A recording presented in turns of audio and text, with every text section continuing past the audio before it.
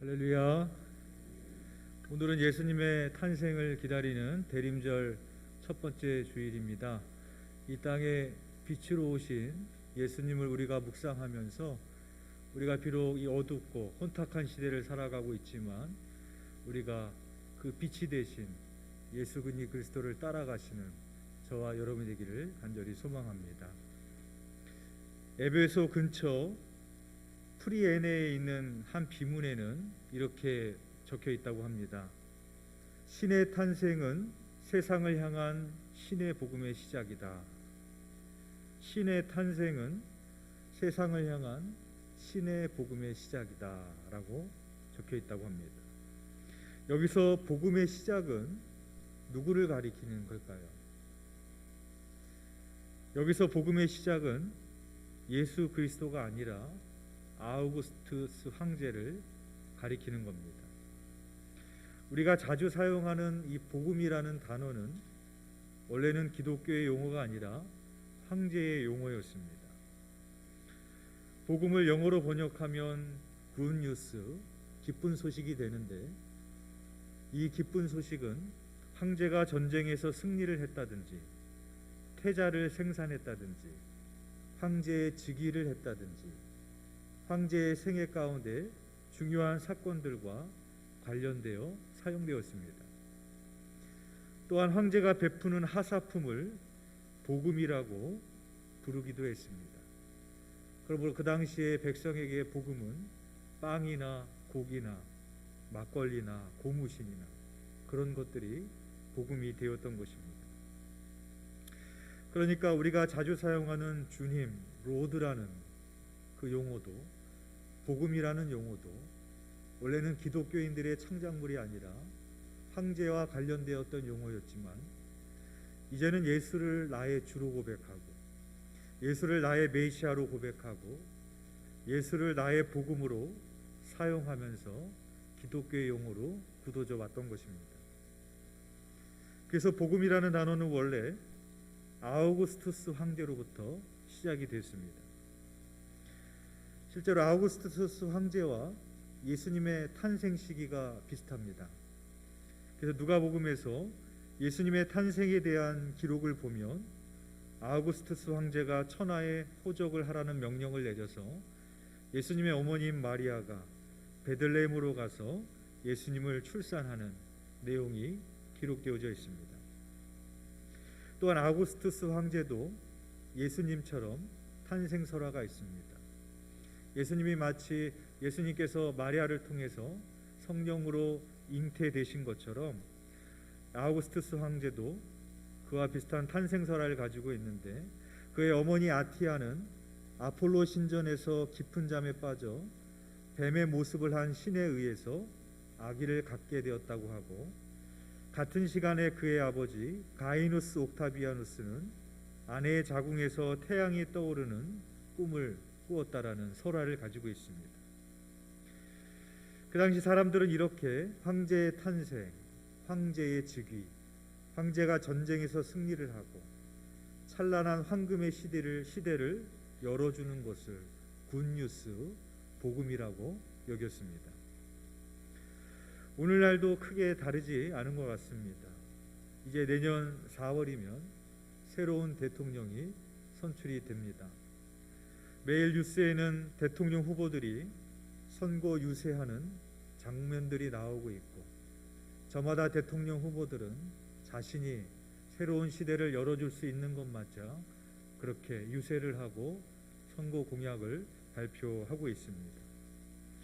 우리들은 그렇게 새로운 통치자를 보면서 기대하는 것이 있죠. 굿뉴스, 좋은 소식들을 듣기를 우리는 열망하고 있습니다. 그 통치자가 바로 황금의 시대를 열어주기를, 새로운 시대를 열어주기를, 우리는 그 소식을 듣기를 우리는 기다리고 있는 겁니다. 이렇게 로마의 복음은 원래는 황제 아우구스투스와 함께 시작이 된 것입니다. 하지만 아우구스투스의 복음은 로마에게 패망한 식민지 백성의 입장에서 보면 그것은 굿뉴스, 기쁜 소식이 아니라 레메넌트, 절망의 애가가 되고 말아버립니다. 그러나 예수 그리스도의 복음은 이렇게 선포됩니다. 주의 성령이 내게 임하였으니 이는 가난한 자에게 복음을 전하게 하시려고 내게 기름을 부으시고 나를 보내사 포로된 자에게 자유를, 눈먼 자에게 다시 보게 함을 전파하며 눌린 자를 자유롭게 하고 주의 은혜의 해를 전파하게 하려 하심이라 말씀합니다. 이렇게 예수 그리스도의 복음은 부유한 자나 가난한 자나, 건강한 자나 병든 자나, 힘이 있는 자나 힘이 없는 자나, 포로된 자에게나 눌린 자에게나 모두에게 굿뉴스, 기쁜 소식이 되어짐을 우리들에게 밝혀 전하고 있는 것입니다. 아우구스투스는 로마의 유력 가문 출신이었으나 예수님의 부모는 가난한 노동자 출신이었습니다. 아우구스투스는 로마를 삼키고 성공한 황제로서 천수를 누렸지만 예수님은 가난한 적빈의 처지에서 복음을 선포하시고 결국 세력가들에게 체포되어 십자가에서 극형을 당하셨습니다. 아우구스투스는 세상 사람들이 갈망하는 모든 것을 다 소유했지만 예수님은 단 한 벌의 옷마저도 빼앗긴 채 십자가에 달리셨습니다. 아우구스투스는 폭력과 전쟁으로 이룬 평화였다면 예수님은 십자가와 부활로 이룬 평화였습니다. 아우구스투스의 복음은 돌판에 새겨졌지만 예수 그리스도의 복음은 파피루스에 적었습니다. 마가는 예수 그리스도 복음을 파피루스에 이렇게 적었습니다. 오늘 본문 마가복음 1장 1절의 말씀입니다. 하나님의 아들 예수 그리스도의 복음의 시작이라.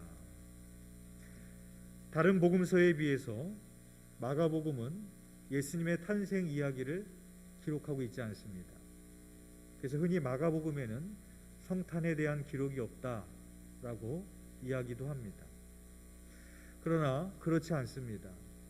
마가는 성탄의 의미를 달 한 절로 아주 또렷하게 기록하고 있는 것입니다. 그것이 오늘 본문입니다. 하나님의 아들 예수 그리스도의 복음의 시작이라.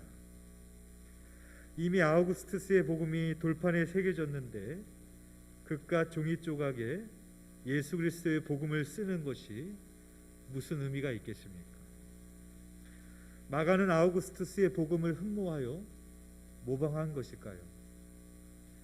예수의 복음은 황제의 복음의 복제품일까요? 그렇지 않은 것입니다.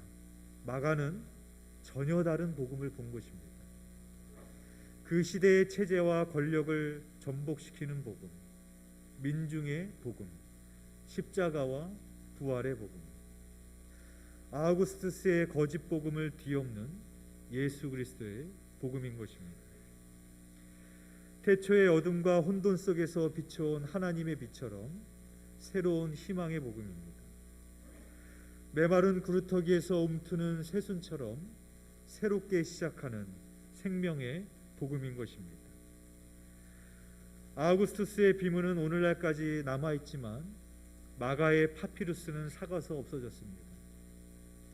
그렇지만 수많은 마가들이 예수의 복음을 눈물과 피로써 계속해서 써내려왔기에 오늘날 우리들에게까지도 전해져 내려오고 있습니다. 성경 66권의 시작인 창세기가 이렇게 시작이 됩니다. 태초에 하나님이 천지를 창조하시니라. 이 한 절의 말씀으로 앞으로 있게 될 하나님의 천지 창조 사역을 예고하는 겁니다. 오늘 본문인 마가복음도 이렇게 시작이 됩니다. 하나님의 아들 예수 그리스도의 복음의 시작이라. 이 단 한 절의 말씀으로 인하여서 이제 앞으로 있게 될 예수 그리스도의 복음의 사역에 대해서 선포하고 있는 겁니다. 여기서 시작이라는 단어는 헬라어 아르케입니다. 이 아르케라는 단어는 창세기 1장 1절에서 태초에 라고 쓰였던 그 단어와 같은 의미입니다. 그러니까 그러니까 이 태초에 해당하는 단어가 히브리어로 베레시트인데 헬라어 구약 성경인 70인역에서 이것을 엔 아르케로 번역을 했습니다. 따라서 창세기 1장 1절의 태초에와 오늘 본문의 마가복음 1장 1절의 시작이라는 단어는 같은 의미를 갖는 겁니다.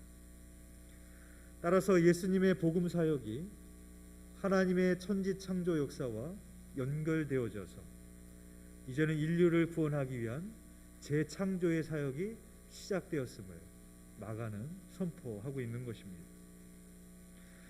또한 마가복음이 기록된 시대적 상황은 이렇습니다. 주 64년경에 로마에 엄청난 화재가 발생하게 됩니다. 화재가 진화되어 갈 무렵에 로마시의 상당한 지역이 완전히 잿더미로 변해버리게 됩니다. 그리고 로마 전역에 악성 소문이 떠돌기 시작하는데 그것은 바로 네로 황제가 불을 지르도록 명령한 장본일이라는 그런 소문이 떠돌게 됩니다. 물론 정부는 이를 일축해버렸지만 소문은 잠잠해지지 않고 오히려 불길처럼 솟아오르기 시작했습니다. 그래서 희생양을 찾아야 했고 그 희생양을 그리스도인으로 바로 그들은 제물로 삼았던 것입니다. 그래서 그 일로 인하여서 많은 그리스도인들이 로마의 방화범으로 체포가 되거나 구금이 되거나 처형이 되었습니다. 살아남은 그리스도인들은 카타콤의 깊은 동굴로 숨어 들어가야 됐고 더러는 목숨을 보존하기 위해서 해외로 흩어졌습니다. 그런데 이런 일련의 사건이 일어난 직후에 작은 책자 하나가 사람들 사이에 건네지기 시작했습니다. 이 책자는 이렇게 시작하고 있었습니다. 하나님의 아들 예수 그리스도의 복음의 시작이라. 그 책이 바로 마가복음이었던 것입니다. 재산을 잃어버리면서도 핍박을 받으면서도 카타콤의 깊은 동굴 속으로 숨어 들어가면서도 그들이 잠잠할 수 없었던 소식, 이 도시 전체에 알리고 싶었던 소식, 그것은 바로 예수 그리스도의 복음, 하나님의 아들 예수 그리스도의 복음의 시작이다 라는 선포의 말씀이었습니다. 각 사복음서가 강조하고 있는 그런 특징들이 있습니다. 마가복음에서 강조하고 있는 예수님의 모습은 고난의 종입니다. 즉 마가는 그 고난과 핍박을 당하고 있는 그 시대의 그리스도인들을 향하여서 예수님도 그처럼 고난을 받으셨지만 마침내 이를 이기고 승리하셨듯이 우리 그리스도인들도 예수 안에서 승리할 수 있음을 전하기 위해서 마가는 그 복음서를 기록하고 있었던 것입니다. 오늘 보면 1절에 보면은 하나님의 아들 예수 그리스도의 복음이라고 마가는 기록했습니다.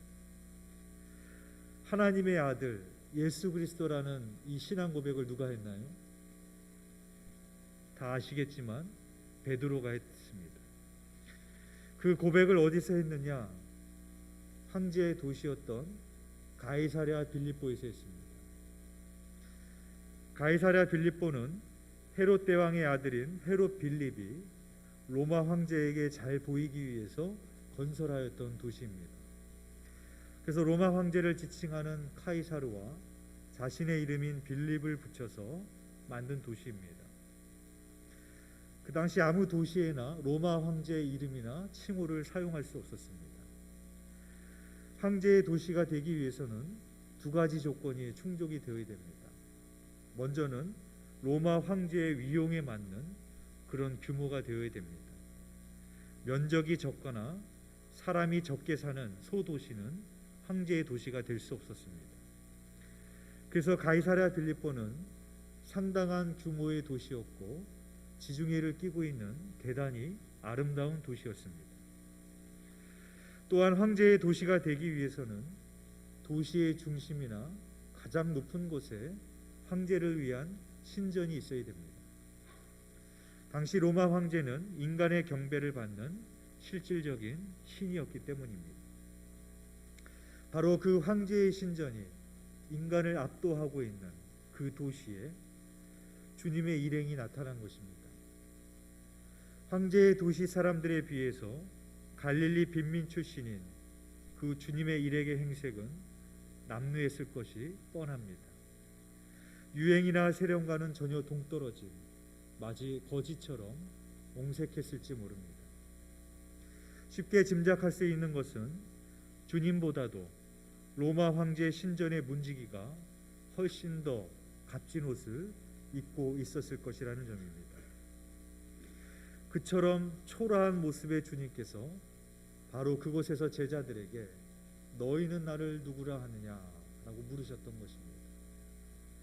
로마 황제와 같이 화려한 궁정에서 높은 권좌에 앉아서 보석과 온갖 그런 금은 보석으로 치장을 하고 화려한 옷을 입은 그 모습으로 너희는 나를 누구라 하느냐 물었던 것이 아니라 너무나도 남루하고 초라한 그런 행색의 모습으로 황제의 신전이 있어서 모든 사람들은 황제의 앞에 가서 숭배하고 있는 그곳에서 예수님께서 너희는 나를 누구라 하느냐 그렇게 물으셨던 것입니다. 그때 베드로는 우리가 잘 아는 것처럼 주는 그리스도시요 살아계신 하나님의 아들이니다 라는 위대한 신앙 고백을 했습니다. 여러분, 이 베드로의 고백이 위대한 신앙 고백이 될 수 있었던 이유는 예수님이 하나님의 아들이라는 것을 깨달았다라는 점에서도 있겠지만 이 고백이 위대한 이유는 바로 그 황제의 신전이 있는 그 황제의 위용이 있는 그곳에서 남루한 모습으로 하고 있는 예수님을 보면서 예수님이 하나님의 아들이시다고 고백했기 때문에 위대한 신앙의 고백이 되는 것입니다. 오늘날에도 동일할 것입니다. 오늘 예배에도 우리는 사도신경으로 신앙 고백으로 예배를 시작했습니다. 우리의 신앙 고백이 위대해질 수 있는 이유는 교회에서 할 때만 위대해지는 것이 아닙니다.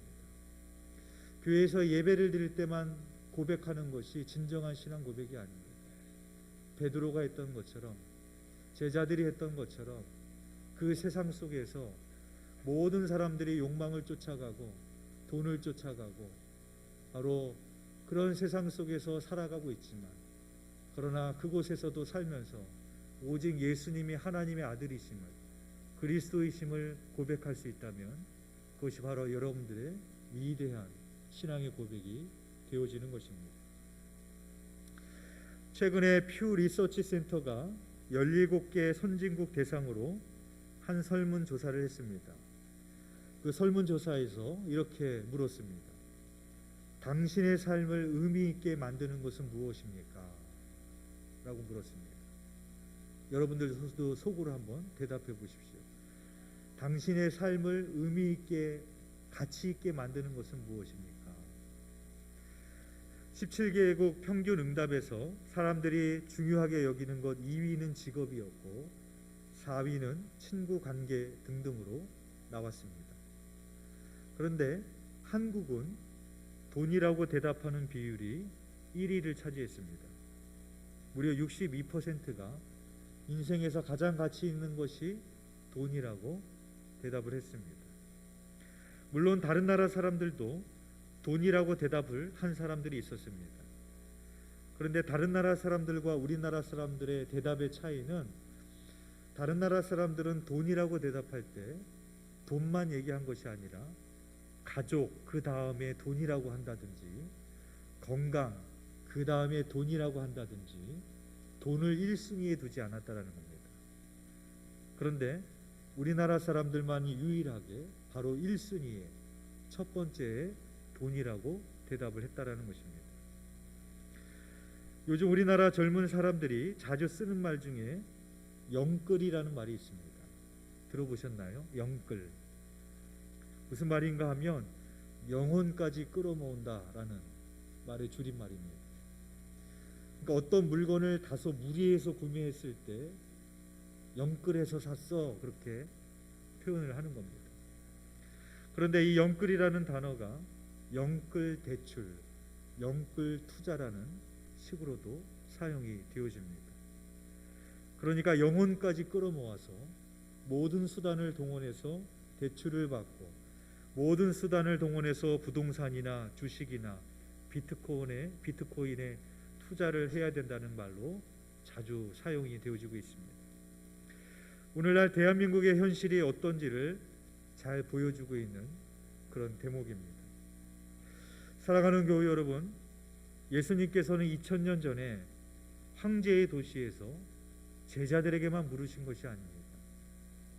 2000년이 지난 오늘 인생에 있어서 최고의 가치가 돈이라고 말하고 있는 이 대한민국에서